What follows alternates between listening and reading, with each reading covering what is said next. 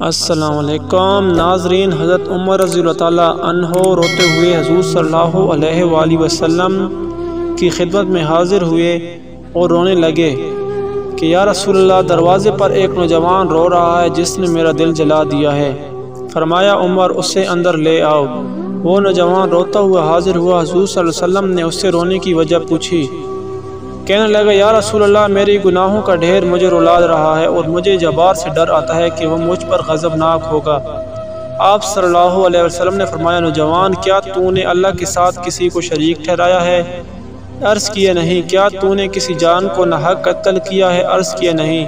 آپ نے ارشاد فرمایا کہ پھر اللہ تعالیٰ تیرے گناہوں کو معاف فرما دیں گے، اگرچہ تیرے گناہ ساتوں آسمانوں، ساتوں زمینوں اور تمام پہاڑوں کے برابر ہوں۔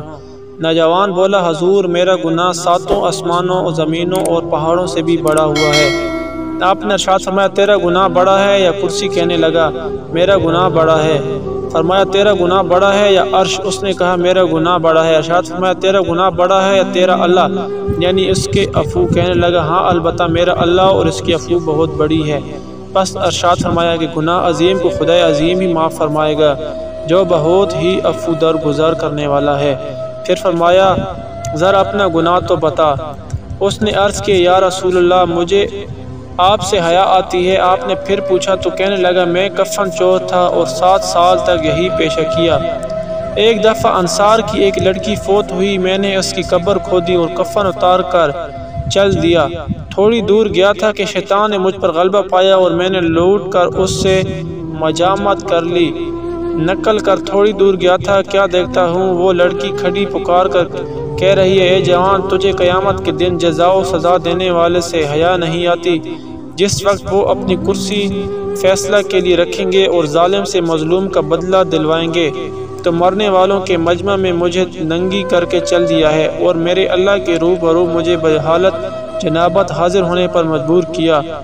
یہ سنتے ہی حضور صلی اللہ علیہ وسلم اچھل کر کھڑے ہو گئے اور اس کی گدی میں ایک پھول رسید کی اور فرمایا، او فاسق، تو بس آگ کے لائق ہی ہے، دفع ہو جائے یہاں سے۔ نوجوان وہاں سے نکلا، 40 راتوں تک اللہ کے حضور توبہ کرتا مارا پھرتا رہا۔ 40 راتوں کے بعد آسمان کی طرف سر اٹھا کر کہنے لگا، اے محمد صلی اللہ علیہ وسلم کے خدا، آدم و حوا کے معبود، اگر تجھے میری توبہ منظور ہے تو حضور صلی اللہ علیہ وسلم اور آپ کے صحابہ رضوان اللہ علیہم اجمعین کو اس کی خبر دے دے، ورنہ پھر آگ بھیج کر مجھے جلا دے اور آخرت کے عذاب سے نجات دے دے۔ اتنے میں جبرائیل علیہ السلام تشریف لائے، سلام کہا اور اللہ تعالیٰ کی طرف سے آپ صلی اللہ علیہ وآلہ وسلم کو سلام کہا۔ مبدأ اور منتہی بھی وہی ہیں۔ جبرائیل علیہ السلام نے کہا کہ اللہ تعالیٰ فرماتے ہیں کہ مخلوق کو آپ نے پیدا کیا ہے۔ فرمایا، مجھے بھی اور تمام مخلوق کو اس نے پیدا فرمایا۔ عرض کیا، وہ پوچھتے ہیں کہ کیا آپ مخلوق کو رزق دیتے ہیں؟ فرمایا، بلکہ مجھے بھی اور تمام مخلوق کو اللہ تعالیٰ ہی رزق دیتے ہیں۔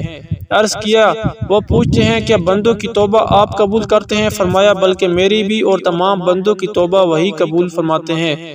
پھر کہا، اللہ تعالیٰ فرماتے ہیں کہ میں نے اپنے بندے کی توبہ قبول کر لی ہے اور آپ اس پر نگاہ شفقت فرمائیے۔ حضور صلی اللہ علیہ وسلم نے اس نوجوان کو بلا کر اس سے توبہ قبول ہونے کی بشارت فرمائی۔ فقیہ رحمۃ اللہ علیہ فرماتے ہیں کہ عقل مند آدمی کو اس سے سبق لینا چاہیے اور جاننا چاہیے کہ زندہ کے ساتھ زنا کرنا مردے کے ساتھ زنا کرنے سے زیادہ گناہ ہے۔ اس کی معافی کے لیے حقیقی اور سچی توبہ کرنی چاہیے۔ دیکھیے، نوجوان نے جب سچی توبہ پیش کی تو اللہ تعالیٰ نے اس سے معاف فرما دیا، اور یہ بھی ضروری ہے کہ جس حیثیت کا گناہ ہو تو یہ بھی اسی درجے کی ہونی چاہیے۔ ناظرین، یہ سبق آموز اور ایمان افروز واقعہ اگر آپ کو پسند آ گیا ہو تو آپ میرے چینل دستان اسلام کو سبسکرائب کر دیں۔ شکریہ۔ السلام علیکم۔